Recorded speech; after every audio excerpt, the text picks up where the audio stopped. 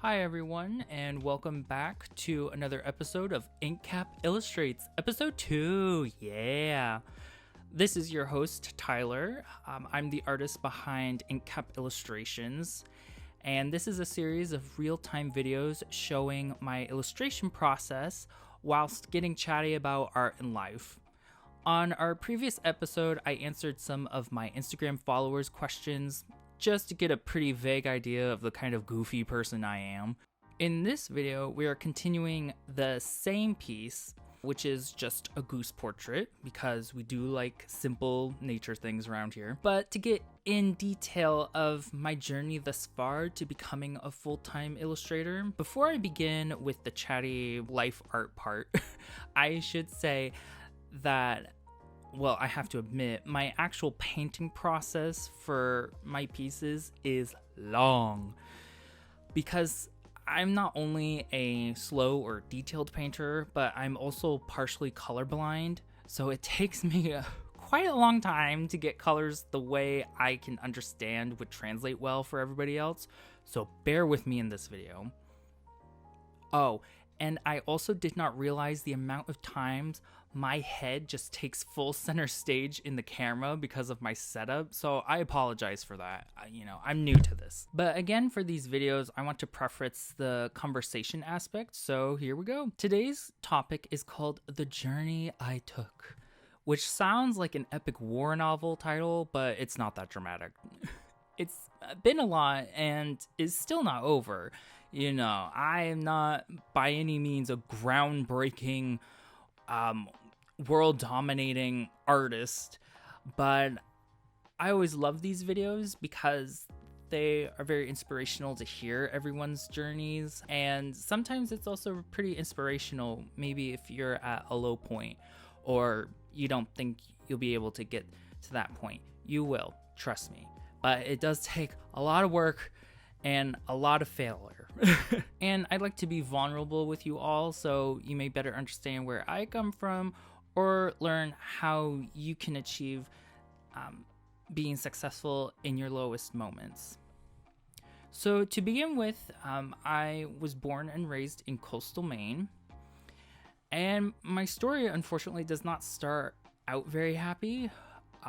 When I was a young wee lad, my father had died from a sudden heart attack, leaving my mother, my older sister, and myself. Not to get emotional or, woe is me, but this was an extremely hard moment on my family and myself growing up. When I say I was young, I was about 5 years old, so I don't have a whole lot of memories of who he was or interacting with him. This also had to push my newly widowed mother to start working not just full-time but overtime, anytime, and in my opinion, way too much to help support my sister and I. It was really tough. Still to this day, I deal with a lot of grief and depression from this event, but I am managing it much better as an adult because I am able to be a full-time illustrator.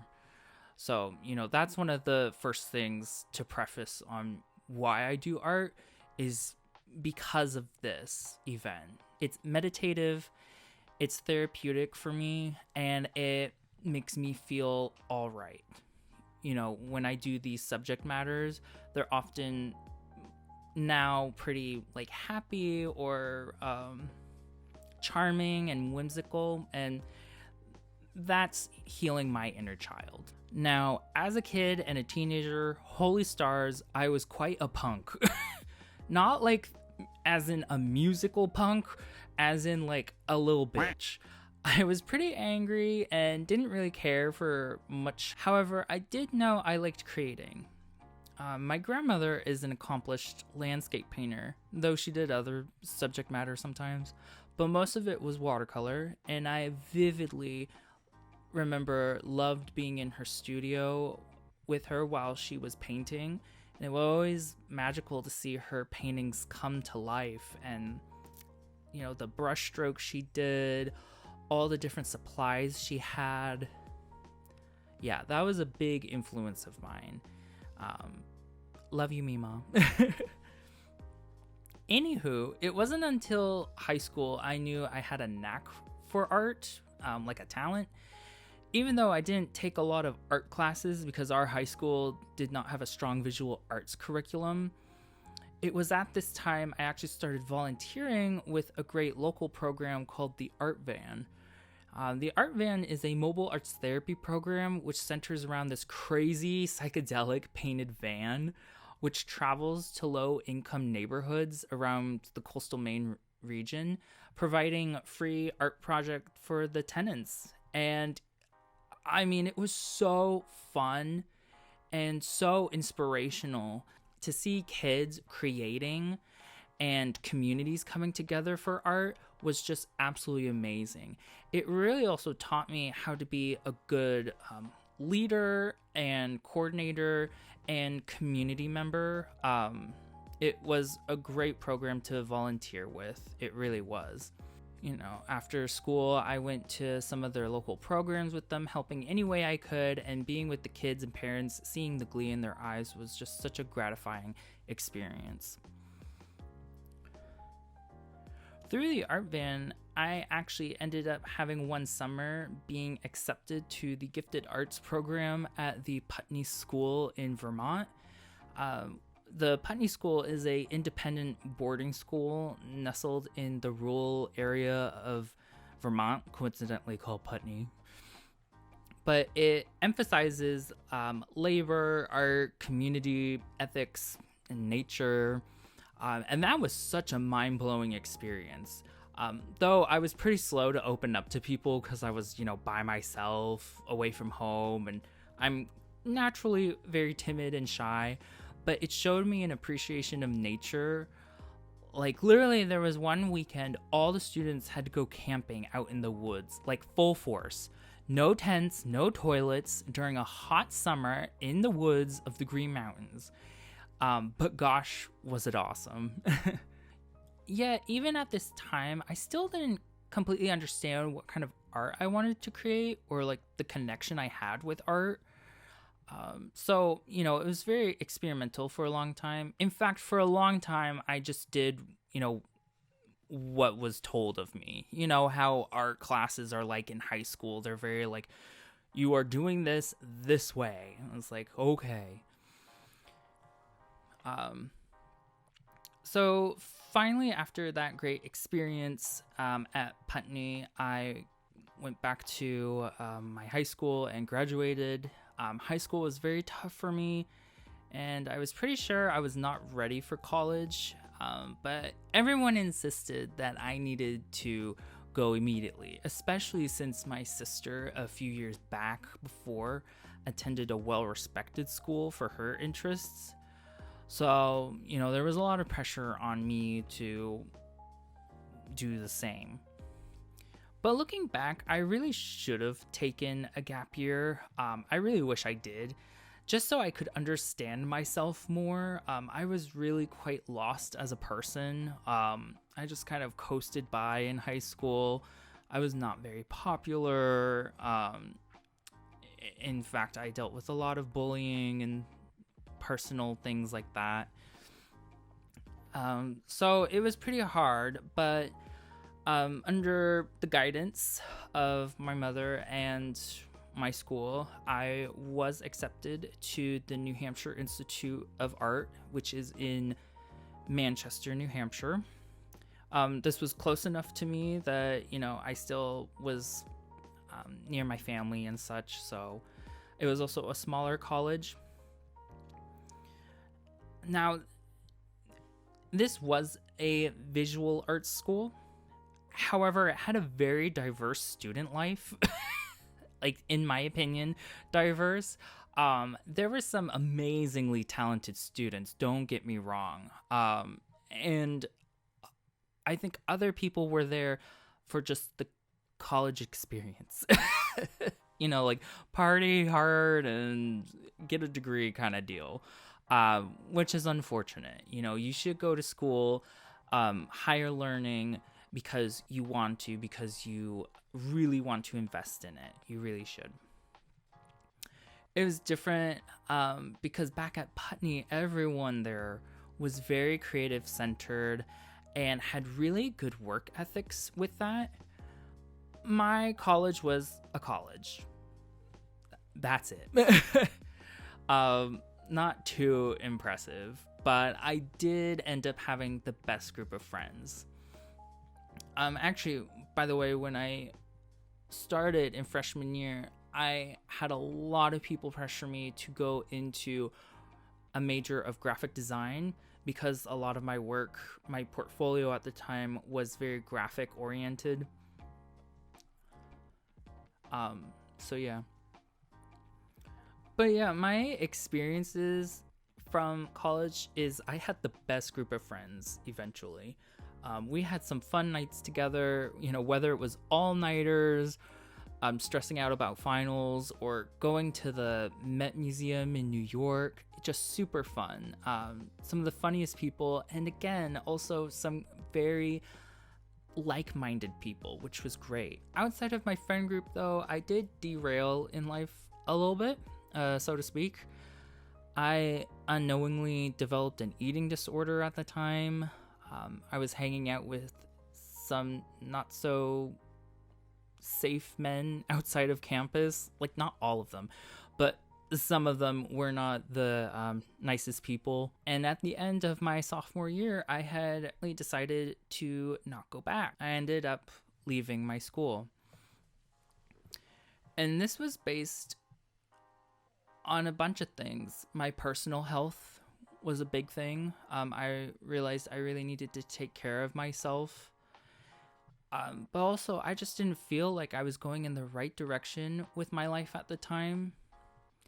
And this was pretty hard on me because when you're in college, there are moments where you're like, oh my God, I don't know if I can go through with this, or is this the right choice? And it's natural to have these kind of hesitations. For me, it was pretty looming though. I did not want to be in a graphic design major, even though I did learn some valuable things. And I wasn't really impressed with the illustration department at the school. And the curriculum itself didn't really help me all that much, me myself personally. And that's the thing about art school. You need to go through the curriculum and understand, is this going to work for you? Because all colleges have different curriculums, different focuses, especially when it comes to something as vague as the visual arts. Art colleges, some of them have very intensive labor-driven curriculums. Some are very kind of free-floating, I guess to say. And you just gotta feel around to what would help you best. And please, go forward in demonstrating for yourself what are your interests in the arts and going for it. Just do it. It's like that meme that Shia LaBeouf did like many years ago. Just do it. Just do it. And if you feel you're not ready for college, then have an honest discussion with your parents or whomever, and understanding that, first of all, you can go back to school at any point. You can be in your 50s and go back to school, go to higher education, or, get your diploma, whatever. But also, don't think that a gap year is just for yourself to sit around and be lazy. You really should start, understanding who you are and what your interests are. So yeah, I do wish I had a gap year at that point. And leaving college was not easy because I knew I had to leave my friends behind, and I felt like a failure, honestly. Felt like a failure to my mom, to my whole family, and to my friends who were at college, because many of them did end up graduating without me. But I still keep in touch with some of my friends. Hey, Brooke. Hey, Itzel. What I had to do is, when I came back to Maine, thankfully I have an amazingly supportive mother who agreed that, hey, if you want to leave school, there you go. But she also pushed me to understand, what I was coming back to, which is I was completely broke. I had I think 17 cents in my whole bank account. And I had all these loans on top of myself, which I'm still paying off. But yeah, now I had to build everything from the ground up. I started focusing on taking care of myself, so eating well. I took a pause saying well because it's not like nutritional food, but I did start eating. I also had some amazing relationships coming back to Maine. One I still am with, and he's an amazing supporter. You know, I really had to find out where my community is. And sometimes that can be as vague as my friends online. Like, again, I still keep in touch with some of my college friends through social media like Instagram. And, you know, then I have my friends here in Maine who I see at some of my markets and such. So the biggest thing, though, was as soon as I came back to Maine, trying to build up my illustration portfolio, I did a lot of experimentation. I was like, okay, I like drawing and I like these kind of subject matters. So, you know, where can I go with it? So I experimented with a lot of different materials, and experimentation is key. Whether you're trying to find your style, your niche, or what you want to do. I know a bunch of people who started my freshman year in college. They ended up going a completely different direction because they discovered different materials or different techniques that they enjoyed and were good at. So, you know, trying to find out who I was and what I wanted to represent to people. For a long time, I actually had a business that I was calling Triton Artworks, like Triton, the god of the sea. He's the son of the god of the sea, sorry. He's like a merman god thing. Because I love mythology and I'm from coastal Maine, so I was like, oh yeah, this will work. And looking back at it, I was like, oh, what a baby. It's like my work has transformed so much since then, and I am so grateful it has. Always take a step back to see what you were producing 5 years ago to now, and it will shock you. It really will. My stuff has developed a lot of form. And again, a lot of this for my journey was just self-learning. I have a bunch of books that I got from my grandmother, from friends and such, that really helped me on that. I also looked up a lot of YouTube videos. I mean, just endless discovering of what I could do. Funny enough, getting an iPad had helped me a lot. I use Procreate to do all my sketching, and it is so nice. Before, I did a lot of traditional sketching, and sometimes I still sketch in my sketchbook, with pencil and stuff. But for a majority, sketching on the iPad is something different. I use Procreate for anyone who's interested in. But yeah. Where am I going with this? Ultimately, I developed a lot of my own skills on my own. And you can do this, or, going to higher learning is just as valuable too, because I still carry along some of the things my professor said.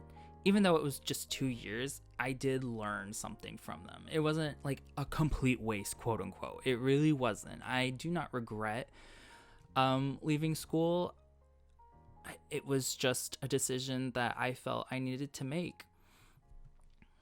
Like, for instance, one of the pieces of advice one of my professors said, she was my drawing 101 professor. She said, draw every day. Just draw. It doesn't have to be something. It could be anything. Just draw. It could be 10 minutes. It could be an hour. Just draw. And funny enough, I felt that advice did really help me gain some good methodology to, capturing what I wanted for my illustrations. It really did. So thanks, Eileen. I'm not sure if she'll see it. I'm not sure if any of these people that I mentioned thus far will see or read this. Oh my god. If they'll see or hear this. But I hope I do. And again, this is the journey I've taken thus far, and these are important people to me, so that's why I mentioned them. It also helps to understand why I was doing art. And this was like a weird kind of psychological trip that I had to take. I had to understand, where did my love for art come from? And again, it went back to the beginning of my dad's death. I felt very empty. I felt very hurt through no power of my own. It was just nature as it is. And I felt as a child, I really needed some healing that I never got until now. I'm helping to heal my inner childhood, and that's why a lot of my subject matter, again, is like fairies and mushrooms and the woods and geese because they're all like these cute, whimsical kind of subjects that I remember as a kid really enjoying when I could. When I was a kid, my favorite thing was reading fairy tale books on my own by myself in the library corner, or going for walks in the forest with my mom, or just being around, my dogs, or seeing the birds and things like that. I have a very, I don't know what it is, like a detailed eye, maybe is what I'm trying to say. It's like I notice things around me more than I notice people. Funny enough, for a while, a lot of psychologists were diagnosing me with like behavioral issues because they said that I cared more about like nature than people.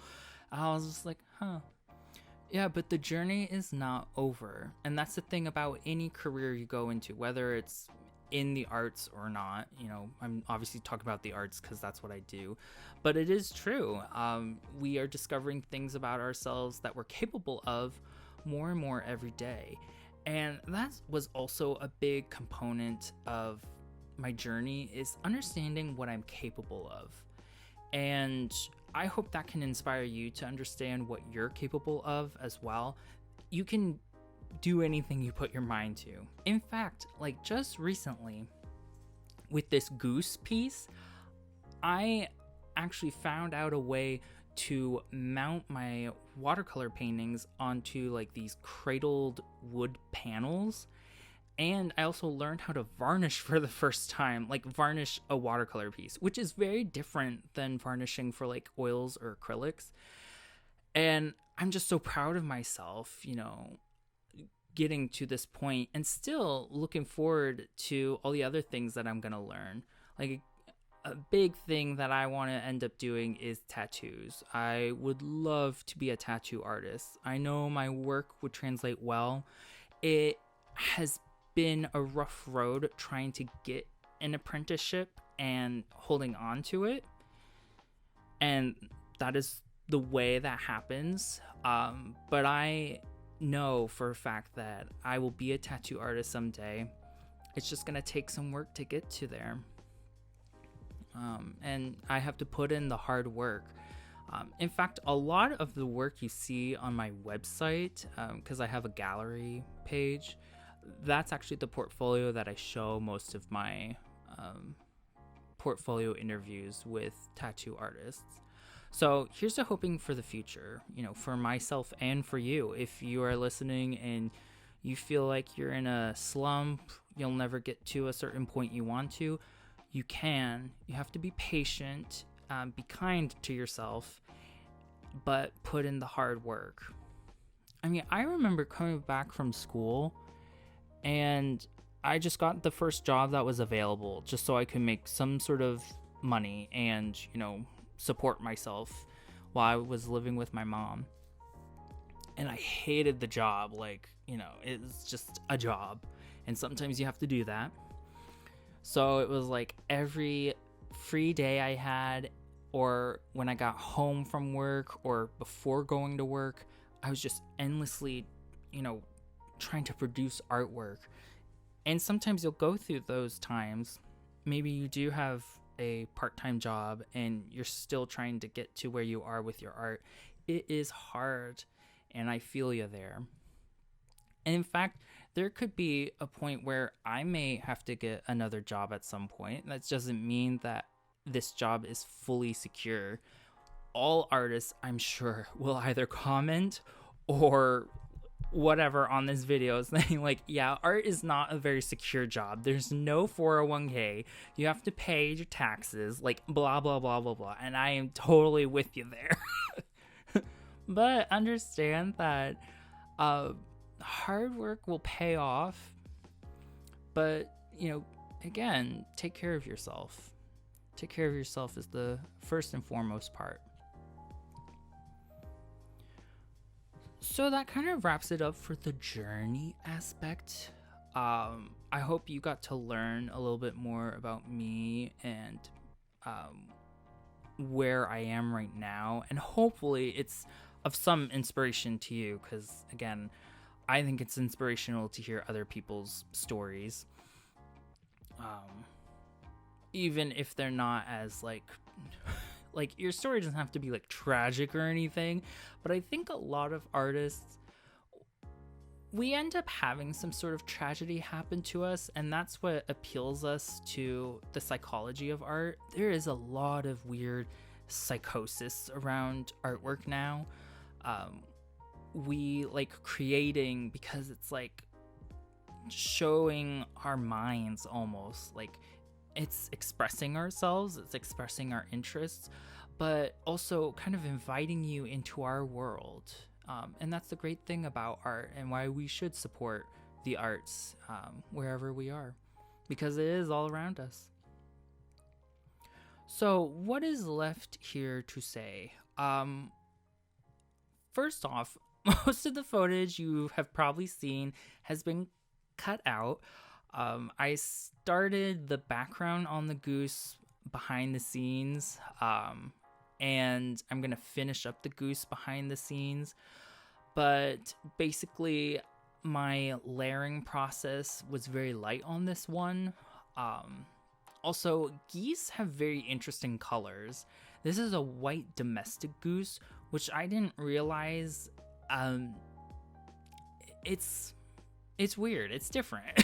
It's like, I actually found out kind of the differences of geese towards ducks, because that was something I was worried about with doing this type of subject matter. I'm like, everyone gonna think it's a duck.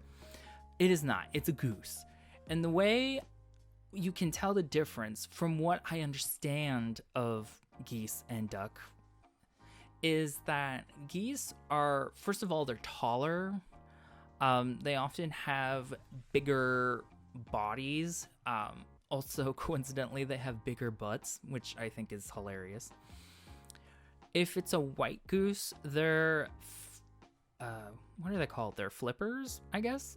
Their feet and their beak, or bill, I guess is what it's called, are often a more orangier color, whereas white ducks usually have a more yellowy type of bill and feet. Also, ducks, not only are they shorter, they have a more craned neck, so it kind of curves more, whereas geese are more straight up. Think of like when you see swans swimming and they have to hold their heads up all that high. It's kind of like that. What I do love though is when I'm portraying things that are fully white, it's really interesting because there is nothing that's fully white. In nature, white reflects colors from its background. So I had to put in all these different kinds of colors, and again, because they were light washes and I'm partially colorblind, it was like really long and tedious process. But I hope you found it kind of entertaining or chill. And again, that's the point I'm trying to make with these videos, is just a chill background, something just to chill out with. But I didn't include all the footage because I'm pretty sure it would bore you to friggin' tears. Sometimes when I'm painting, it bores me to friggin' tears. But yeah. Oh, and also the goose's bill. Is it a bill? What is it called? Bill? Beak? I think it's called a bill. We'll say it's a bill. Their bills are different than a duck's. A duck bill is it's more flat almost. Whereas a geese bill, they're often very bulbous near where their nostrils are. And I think that's so cool about like bird anatomy, is kind of the interesting differences that they have. Even though there's like so many freaking birds. I really enjoyed doing this though, this goose. I was almost like thinking, oh, how cool would it be if I did a series of them? Because I love doing series, because it's like kind of anyone can pick their like favorite bird maybe or something. But we'll see. What I am going to say is the goose is going to be offered as an 8x10 print. It will also be offered as one of my postcards. So my postcards are 5x7. And I am offering the original in my shop. Thank you so much for watching or listening. And again, check out the original, the postcard and print on my online shop. And until next time, au revoir. By the way, when I mean coastal Maine, I literally am just a street away from a river. Like, I'm right on the water. And just another street for me is the forest. It's very, very Mainer. The Journey I Took by Tyler Dorr. Coming to you this Thursday. Is it May? What is tomorrow? I think it's June. Oh my god, is it June? Oh yeah, tomorrow's June 1st. Holy shit, it's June 1st tomorrow. Happy Pride. God. Oh my lord. How do I begin this? What should I talk about? The journey I took. The journey we all take. That's life, child. Life is a journey. Let me find some like inspirational quotes.